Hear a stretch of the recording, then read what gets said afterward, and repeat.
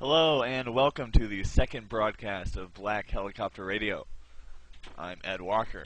I did the first show for y'all, and today's the second show. I'm going to be focusing pretty much mostly just on the social manipulation propaganda.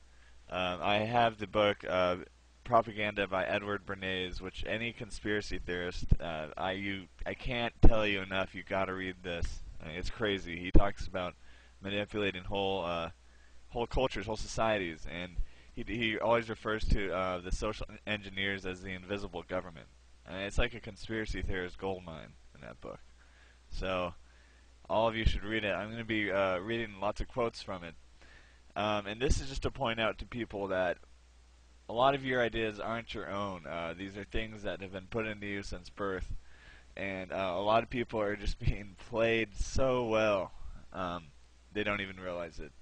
You know, you talk to your average mainstream person, and they have different ideas on different things, and you know, they wouldn't admit this came from some behind-the-scenes ruling elite. They'd probably think, oh, well, I came to these conclusions on my own.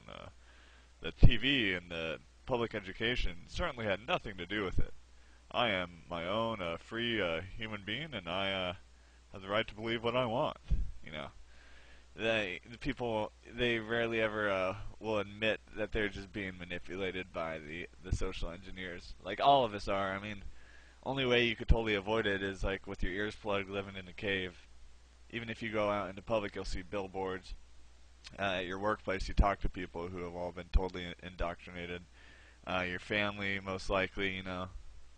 I don't know about you guys, but yeah, my family, they pretty much buy into a lot of the mainstream BS, and I don't fault them for it. It's just that they've been conditioned for it since the day they were born. And man, it can be hard to really break people out of that spell. But one way to do it is show that these people talk about it in their writings. How, yeah, I mean, they're manipulating us. They say it's for our own good. Like Bernays, he basically says if they didn't use this, we would just be in total chaos like animals. Like they need this to kind of tame the human beast. All right, so Bernays was a scumbag. He was related to Sigmund Freud, another total scumbag, New World Order puppet. You know, I mean, these people, they want to dominate and rule the human mind, the human spirit. So, with that being said, I will begin to lay out Edward Bernays' hellish plan and the massive public relations that he created. Okay, so to start out, I'm just going to talk about actually who Edward Bernays was. A lot of you are probably thinking, who's Edward Bernays? Well, he's probably one of the most influential people you've never heard about. Alright, his name's Edward Louis Bernays. He was born on November 22nd, 1891. Oh wow, he lived a really long time. He died on March 9th, 1995. And he was an American pioneer in the field of public relations and propaganda, along with Ivy Lee, referred to in his obituary as the father of public relations, combining the ideas of Gustave Le Bon and Wilfred Trotter on crowd psychology and the psychoanalytical ideas of his uncle, Dr. Sigmund Freud. Bernays was one of the first to attempt to manipulate public opinion using the subconscious. Wow. It's right here. I mean, this is you know, Wikipedia, and I know Wikipedia is not the best source, but it's easy. I mean, it's just put in a summary. These are all facts. This is just the basics of him. You know, they'll probably put their own propaganda spin on it, since it's by Google. But regardless, next paragraph. He felt this manipulation was necessary in society, which he regarded as irrational and dangerous as a result of the herd instinct that Trotter had described.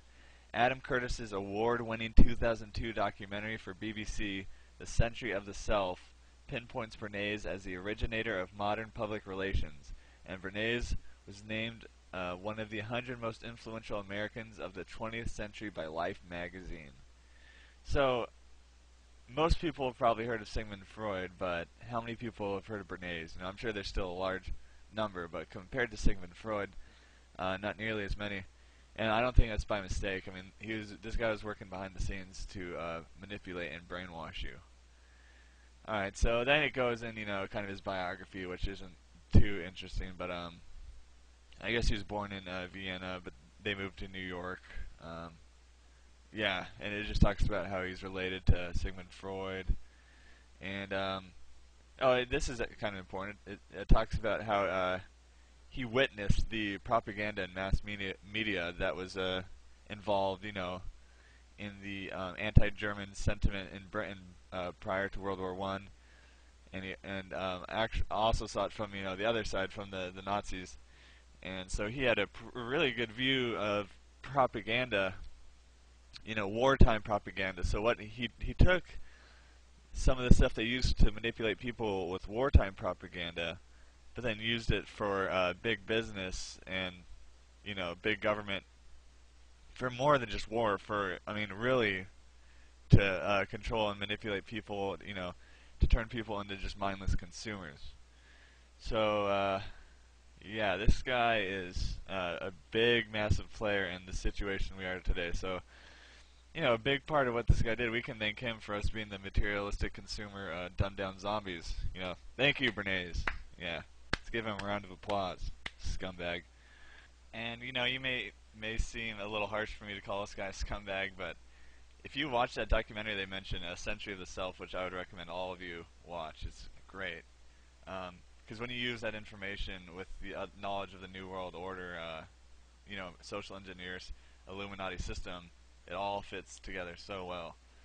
But anyways, they talk about in that documentary, that guy was a scumbag. He viewed all humans as just dumb trash, and that we needed to be manipulated like a bunch of rats in a like lab rats, because we have this dangerous herd instinct that if they don't dumb us down and make us tame and docile, who knows, maybe we'll actually have liberty and have freedom for ourselves. God forbid that ever happens. Alright, so now we actually talked about his book. It actually was titled Propaganda. That's the actual title. Here's a very great, this is like a summary of the whole book. It gets much more specific, but I'll just read this to you. Okay. This is from Edward Bernays' book, Propaganda, made in 1928. Okay. The conscious and intelligent manipulation of the organized habits and opinions of the masses is an important element in democratic society. Those who manipulate the unseen mechanism of society constitute an invisible government, which is the true ruling power of our country. We are governed, our minds are molded, our tastes formed, our ideas suggested, largely by men we have never heard of. This is a logical result of the way in which our democratic society is organized. Vast numbers of human beings must cooperate in this manner if they are to live together as a smoothly functioning society.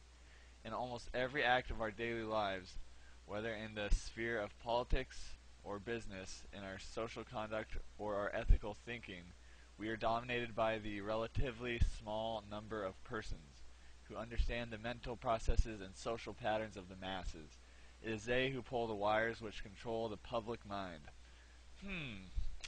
This doesn't sound like the shadow government New World Order, does it? This is amazing. I just can't. It just drives me crazy. We have quotes like this from the elite, and people still can't wake up. He is printing out the social engineers, and it's just a few sentences, but look at how huge the implications of this are. So first, he starts talking about conscious and intelligent manipulation. He uses the word manipulation. He's not playing games here. It's they put this out and they just know people aren't going to read it because they're too busy learning about some celebrity or worrying about money, all sorts of distractions. But this is why we in the conspiracy movement really dig down deep and figure out why the world is the way it is. So yeah, I don't understand how he says manipulating people from behind the scenes, so manipulating people without them even realizing it is an important element in a democratic society. I don't understand the logic of that. I guess if I read further into I haven't read the whole book. I've just been finding the key passages of it. But yeah, I'm sure he probably tries to explain that. But obviously, this guy has a sick sense of logic. And then the next line, those who manipulate this unseen mechanism of society constitute an invisible government, which is the true ruling power of our country. Thank you, Bernays. I couldn't have said it any better myself. Yep. Yeah, the real people who control this world are far beyond the scenes, or, we don't vote them in. These are the social engineers, regardless of what party it is, they stay in power. And man, they're doing a great job of it. Let's see, the next line. We are governed, our minds are molded, our tastes formed, our ideas suggested, largely by men we have never heard of. Man.